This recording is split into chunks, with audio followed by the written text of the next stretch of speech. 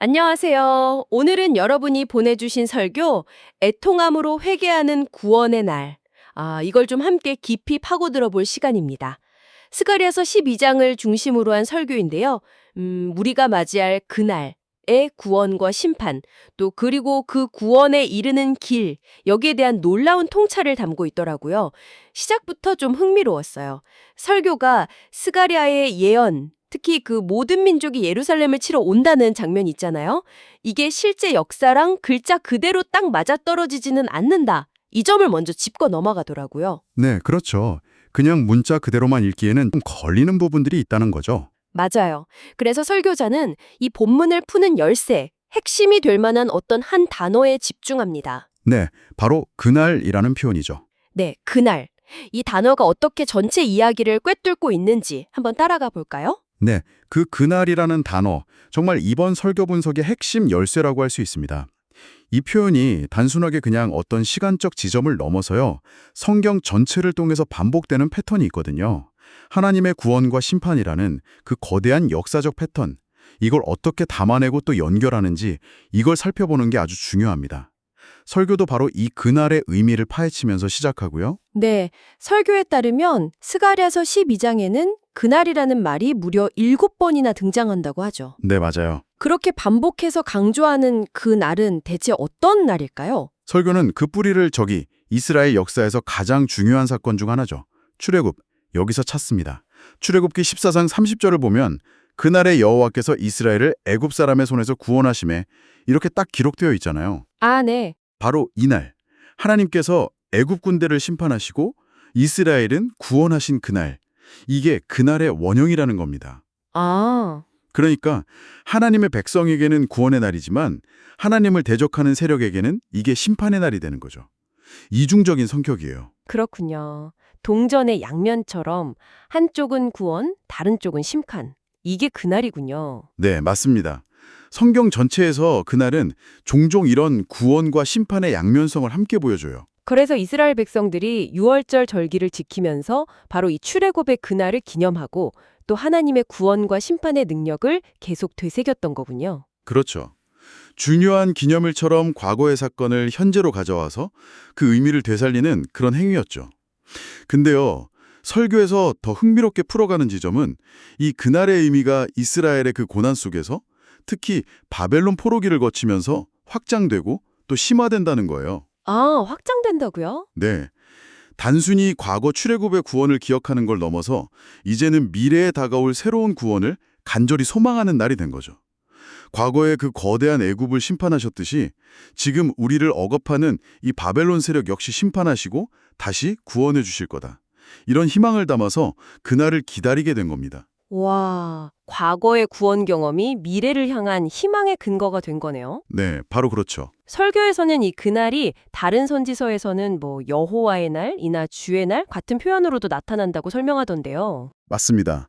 마치 같은 개념을 다른 이름으로 부르는 것처럼요. 선지자들이 바로 이 그날이라는 개념을 사용해서요. 하나님께서 역사의 마지막에 개입하셔서 모든 악의 세력, 그러니까 하나님을 대적하는 모든 이방 민족들을 최종적으로 심판하시고 당신의 백성은 완전하게 구원하실 그 마지막 날, 이걸 예언한 겁니다. 마지막 날. 네. 그래서 여호와의 날, 주의 날 같은 표현들은 다 종말론적인 성격을 갖게 되죠. 그리고 설교에서 인상 깊었던 부분은 우리가 지금 주일이라고 부르는 날도 바로 이 주의 날, the Lord's Day 개념에서 유래했다는 설명이었어요. 정말요? 그냥 쉬는 날이 아니라. 그렇죠. 단순한 휴일이 아니라 그리스도의 십자가와 부활이라는 그 결정적인 구원의 그날을 기념하는 동시에 또 그분이 다시 오셔서 이루실 최종적인 심판과 구원의 그날을 소망하면서 기다리는 아주 깊은 신학적 의미를 가진 날이라는 거죠. 그렇군요. 주일의 의미가 확 달라지네요. 그럼 스가랴서에 나오는 그 모든 민족이 예루살렘을 치러 모여드는 장면, 이건 어떻게 이해해야 할까요? 설교는 이게 문자 그대로의 국제 전쟁이라기보다는 더 깊은 상징적인 의미를 지닌다고 보던데요. 네, 설교는 그 장면을 문자적인 군사 충돌로 보기보다는 하나님의 백성 그리고 그 나라, 그러니까 상징적인 의미의 예루살렘에 대한 마지막이자 궁극적인 대적, 일종의 영적인 전쟁으로 해석합니다. 영적 전쟁이요? 네. 구약 성경에서 계속 반복적으로 나타나는 하나님의 백성을 향한 공격들 있잖아요. 예를 들면 무기토 평원에서 벌어졌던 여러 전투들이라든지 또 신약의 요한계시록에 나오는 유명한 아마겟돈 전쟁 이런 것과 같은 맥락으로 이해하는 거죠. 아, 아마겟돈, 네. 역사 속에서 계속되어 온 하나님 나라에 대한 어떤 대적과 저항이 마지막 때에 어떻게 딱 집약되어서 나타날지 이걸 보여주는 상징적인 그림으로 보는 겁니다. 과거의 애굽이나 바벨론처럼 하나님을 대적했던 그 제국의 모습이 마지막 때에 다시 한번 총체적으로 드러나는 걸로 해석할 수도 있고요. 아마겟돈 전쟁하면 보통 막 끔찍한 3차 세계대전이나 핵전쟁 같은 이미지를 떠올리기 쉬운데 설교는 그런 식의 문자적이고 좀 공포스러운 해석은 주의해야 한다. 이렇게 경고하는군요. 맞습니다. 요한계시록 자체가 상징과 환상으로 가득한 책이니까 그 이미지를 문자 그대로 받아들이기보다는 그 안에 담긴 메시지를 읽어내는 게 중요하다고 강조하는 거죠. 네네. 바로 그 점을 설교는 강조해요. 특히 요한계시록 19장에 묘사된 백마를 탄 예수님의 모습에 주목하는데요. 이게 스가랴 9장에서 평화의 왕으로 나귀 타고 입성하셨던 모습과는 아주 대조적이잖아요. 여기서는 심판하시는 왕의 모습으로 등장하시죠. 네, 그렇죠. 분위기가 완전히 다르네요. 그런데 여기서 설교가 제시하는 정말 놀라운 통찰은 예수님께서 그 전쟁을 시작하기도 전에 이미 그분의 옷에 피가 묻어 있다는 사실입니다. 계시록 19장 13절이요. 네, 전쟁 중에 적을 무찌르고 그 피가 묻는 게 아니라 싸우기도 전에 이미 피 묻은 옷을 입고 계신다고요? 네. 이건 좀 충격적인데요? 그럼 그 피는 누구 피를 의미하는 걸까요? 적들의 피가 아니라면? 설교는 바로 이 지점에서 통념을 뒤집습니다. 그 피는 다름 아닌 예수님 자신이 고난받으시고 십자가에서 흘리신 바로 그 피라고 해석합니다. 아, 예수님 자신의 피요. 메시지입니다. 와, 이 해석은 또 요한계시록 19장 15절에서 예수님의 무기가 날카로운 칼이 아니라 그의 입에서 나오는 예레한 검, 즉 하나님의 말씀이라고 명시된 것과도 딱 맞아떨어져요. 13절에서는 그분을 하나님의 말씀이라고 칭하기도 하고요. 아, 무기가 말씀이군요. 그렇죠. 따라서 아마겟돈 전쟁은 국가 간의 물리적인 전투나 혈과 육의 싸움이 아니라 말씀이 육신이 되어 오셔서 십자가에서 죽으시고 부활하신 예수 그리스도께서 바로 그 말씀의 능력과 자신의 희생을 통해 이미 죽음과 죄와 사탄의 권세를 깨트리시고 인류를 구원하시는 그 영적 전쟁의 완성을 보여주는 장면이다. 이게 설교의 핵심 주장입니다. 그렇군요. 이 본질을 이해하면 세상 종말에 대한 막연하고 불필요한 두려움에서 벗어날 수 있다고 강조하는 거죠. 정말 중요한 해석이네요. 전쟁의 본질이 완전히 달라지는군요. 그렇다면 이 마지막 심판과 구원의 그날에 그럼 누가 구원을 받게 되는 걸까요? 네, 그게 중요하죠. 모든 사람이 구원받는 건 아닐 텐데 구원의 기준은 뭘까요? 설교는 스가랴 12장 10절을 그 답을 찾는 핵심 구절로 제시하죠. 내가 다윗의 집과 예루살렘 주민에게 은총과 간구하는 심령을 부어주리니 그들이 그 찌른 바 그를 바라보고 그를 위하여 애통하기를 독자를 위하여 애통하듯 하며. 이 구절, 여기에 구원의 비밀이 담겨 있겠군요. 네, 설교는 바로 이 구절에서 구원의 길이 명확하게 드러난다고 설명합니다. 그날 구원을 받는 사람들은 다름 아닌 자신들이 찌른 그 사람을 바라보며 깊이 애통하고 회개하는 사람들이라는 거죠. 여기서 애통은 그냥 슬퍼하는 정도가 아니에요. 마치 하나밖에 없는 외아들을 잃은 부모처럼, 집안의 기동인 맏아들을 잃은 사람처럼 가슴을 치며 통곡하는 그런 처절하고 깊은 슬픔을 의미합니다. 아, 정말 깊은 슬픔이네요. 근데 중요한 건 이 깊은 애통과 회개가 인간의 어떤 자력적인 노력이나 결단만으로 가능한 게 아니라는 점입니다. 하나님께서 먼저 위로부터 은총과 간구하는 심령, 즉 회개할 수 있는 마음과 하나님의 도우심을 구하는 마음, 이걸 부어주셔야만, 즉 성령의 의뢰가 있어야만 비로소 가능하다는 것이 설교의 설명입니다. 아, 하나님이 주셔야 하는 거군요. 스스로 하는 게 아니라. 그렇죠. 은혜로 말미암는 거죠. 그렇다면 여기서 말하는 그 찌른 바 그는 구체적으로 누구를 가리키는 걸까요? 스가랴 선지자가 활동하던 시대의 인물일 수도 있다는 그런 해석도 있지 않나요? 설교는 그 가능성도 언급합니다. 예를 들어서 바벨론에 의해 유다 총독으로 임명되었다가 동족에게 암살당한 그다랴라던가, 아니면 애굽과의 무익도 전투에서 전사해서 온 백성이 크게 슬퍼했던 그 경건한 왕 요시야 같은 인물들. 이들이 역사적으로 백성들의 애통을 자아냈고 어쩌면 여기서 말하는 찔린 자의 어떤 예표나 그림자가 될 수도 있다. 이렇게 설명해요. 아, 예표나 그림자. 네. 하지만 설교는 궁극적으로 이 예언이 십자가에서 로마 병사의 창에 옆구리를 찔리시고 못 박혀 죽으신 예수 그리스도에게서 성취되었다고 명확하게 선언합니다. 아, 예수님이시군요. 네. 그 근거로 신약 성경을 드는데 요한복음 19장 37절에서 예수님의 십자가 죽음 장면을 묘사하면서 바로 이 스가랴 12장 10절 말씀을 인용하고 있고요. 또 요한계시록 1장 7절에서도 예수님의 재림을 이야기하면서 보라 그가 구름을 타고 오시리라 각 사람의 눈이 그를 보겠고 그를 찌른 자들도 볼 것이요 라고 다시 한번 이 구절을 예수님께 적용하고 있다는 점을 강력하게 제시합니다. 신약 성경에서 명확하게 예수님께 적용하고 있군요. 그렇다면 그 다음 질문은 누가 예수님을 찔렀는가? 이게 되겠네요. 단순히 2000년 전 예루살렘에서 예수님을 십자가에 못 박으라고 외쳤던 그 유대인들, 그리고 실제로 창으로 찌르고 못 박았던 로마 병사들, 그들만을 가리키는 걸까요? 역사적인 차원에서 보면 물론 그들이 직접적인 행위자들이었죠. 설교에서도 사도행전 2장에서 베드로 설교 듣고 우리가 메시아를 십자가에 못 박았구나 깨달은 유대인들이 형제들아 우리가 어찌할꼬 하면서 가슴치고 통회했던 장면을 예로 듭니다. 네, 그 장면이죠. 이게 바로 스가랴 12장 10절의 성취 중 하나라는 거죠. 하지만 설교는 여기서 멈추지 않고 신학적으로 더 깊이 파고들어요. 바로 우리 자신, 이 시대를 살아가는 모든 죄인, 이들이 예수님을 찌른 장본인이라고 말합니다. 우리 자신이라고요? 모든 죄인? 네. 왜냐하면 성경이 모든 사람이 죄를 범하였으며 하나님의 영광에 이르지 못하더니 라고 선언하잖아요. 로마서 3장 23절에요. 우리 모두가 죄인이고 예수님께서는 바로 우리의 죄 때문에 나의 죄 때문에 십자가에서 그 고통을 당하시고 죽으셨기 때문이라는 논리입니다. 그렇군요. 역사적 사건을 넘어서 신학적으로 우리 모두의 책임이라는 의미로 확장되는 거군요.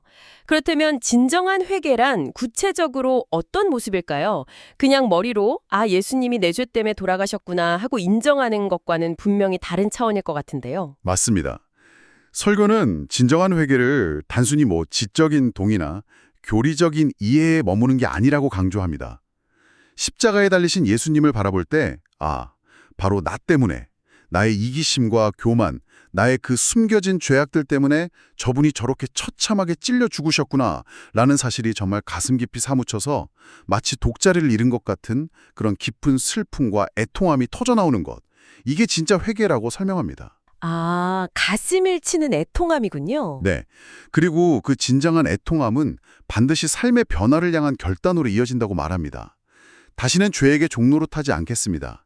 다시는 나의 죄로 예수님을 십자가에 못 박는 이런 어리석은 삶을 살지 않겠습니다. 라고 다짐하는 것이죠. 하지만 동시에 이게 자신의 의지나 힘만으로는 절대 불가능하다는 것을 처절하게 깨닫고 성령님 도와주십시오. 저를 변화시켜 주십시오라고 하나님의 도우심을 간절히 구하는 것. 이것이 바로 진정한 회개의 모습이라고 설교는 역설합니다. 자신의 무력함까지 인정하는 거군요. 그렇죠. 이것이 바로 예수님께서 공생에 시작하시면서 선포하신 회개하라 천국이 가까이 왔느니라. 마태복음 4장 17절 말씀이죠. 그 말씀의 핵심 의미와 정확히 통한다고 보는 겁니다. 들어보니 그날은 죄에 대한 하나님의 무서운 심판이 임하는 날이지만 동시에 바로 그 심판의 상징인 십자가 앞에서 자신의 죄를 직면하고 깊이 애통하고 돌이키는 사람들에게는 오히려 놀라운 구원의 문이 활짝 열리는 날이군요. 네, 맞아요. 심판과 구원이라는 이 두 가지 성격이 한 사건 안에 공존하는 날이네요. 그렇습니다. 그리고 이 구원에 이르는 결정적인 열쇠인 그 깊은 애통함과 진정한 회개는 아까 강조했듯이 인간 스스로 만들어낼 수 있는 게 아니에요. 네, 하나님이 주셔야 한다고 했죠. 근데 스가랴 12장 10절이 분명히 말하듯이 하나님께서 위로부터 은총과 간구하는 심령, 즉 성령을 부어주실 때 비로소 가능해지는 하나님의 선물입니다. 그래서 구원은 전적으로 하나님의 은혜라고 말하는 것이죠. 설교는 우리가 스스로의 힘으로는 죄의 문제를 결코 해결할 수 없지만 내가 하나님 앞에 죄인임을 정직하게 인정하고 나를 위해 십자가에서 찔려 죽으신 예수 그리스도를 바라보며 진심으로 애통하고 돌이킬 때 그때 성령께서 우리 안에 오셔서 죄를 이기고 하나님을 기쁘시게 하는 새로운 삶을 살아갈 능력과 소원을 주신다고 설명합니다. 이것이 바로 성령 충만이고 구원받은 자가 경험하는 새로운 삶의 시작이라고 강조합니다. 아, 예수님이 내 죗값을 다 치르셨으니 나는 이제 죄책감 없이 자유롭게 내 마음대로 살아도 괜찮다. 뭐 이런 식의 값싼 은혜와는 전혀 다른 메시지네요. 그렇죠. 완전히 다르죠. 오히려 날마다 십자가 앞에 서서 나의 죄인됨을 깨닫고 애통하며 다시는 그 죄로 돌아가지 않겠다고 결단하고 그러나 내 힘으로는 안 되니 성령님의 도우심과 능력을 매 순간 간절히 구하며 살아가는 그런 치열한 삶. 그것이 바로 그날을 진정으로 소망하며 살아가는 구원받은 성도의 참 모습이라는 아주 강력한 도전으로 들립니다. 오늘 우리는 애통함으로 회개하는 구원의 날이라는 설교를 통해 그날, 즉 여호와의 날, 주의 날에 담긴 그 심탄과 구원이라는 깊고도 이중적인 의미를 함께 탐색해 보았습니다. 그날은 분명 하나님을 대적하는 모든 악에 대한 하나님의 공의롭고 준엄한 심판의 날이지만 동시에 바로 그 심판의 중심인 십자가에서 우리 죄 때문에 찔리신 예수 그리스도를 바라보며 진정으로 애통하고 회개하는 모든 사람에게는 차별 없이 활짝 열리는 놀라운 구원의 날이 된다는 것을 확인했습니다. 여기서 다시 한번 좀 강조하고 싶은 것은 이 구원에 이르는 회개와 애통이 인간의 어떤 자격이나 노력 혹은 감정적인 결단의 결과가 아니라는 겁니다. 전적으로 하나님께서 위로부터 부어주시는 은총과 간구하는 심령, 즉 성령 하나님의 은혜로운 선물이라는 사실이죠. 구원은 처음부터 끝까지 하나님의 주권적인 역사라는 겁니다. 네, 은혜라는 점. 네. 그리고 이 성령을 통해 경험하는 진정한 회개는 단순히 머리로 아는 어떤 교리적인 동의를 넘어서서 우리의 가치관과 삶의 목적, 방향 전체를 뿌리부터 뒤흔들고 변화시키는 그런 근본적이고 깊은 내적 변화를 반드시 동반한다는 점. 이걸 설교는 힘주어 말하고 있습니다. 십자가를 어떤 눈으로 바라보고 있는가, 또 나의 신앙 고백과 회개는 정말 나의 죄에 대한 깊은 애통함의 뿌리를 두고 있는가, 이걸 스스로에게 진지하게 묻는 계기가 되었으면 합니다. 그리고 어쩌면 한 걸음 더 나아가서요, 우리 주변 세상 속에 만연한 여러 형태의 바벨론과 같은 불의하고 악한 시스템과 문화에 대해서 분노하고 비판하는 것을 넘어서서 혹시 그 악의 구조를 가능하게 하는데 나 자신의 죄성은 어떻게 기여하고 있지는 않은지, 먼저 우리 내면의 죄를 깊이 들여다보고 애통하며 성령의 능력으로 새롭게 변화되기를 간절히 구하는 것이야말로 진정으로 다가올 심판과 구원의 그날을 지혜롭게 준비하는 우리의 자세가 아닐까 함께 깊이 고민해보는 시간이 되었기를 바랍니다. 다음 시간에 또 다른 기쁜 이야기로 찾아뵙겠습니다.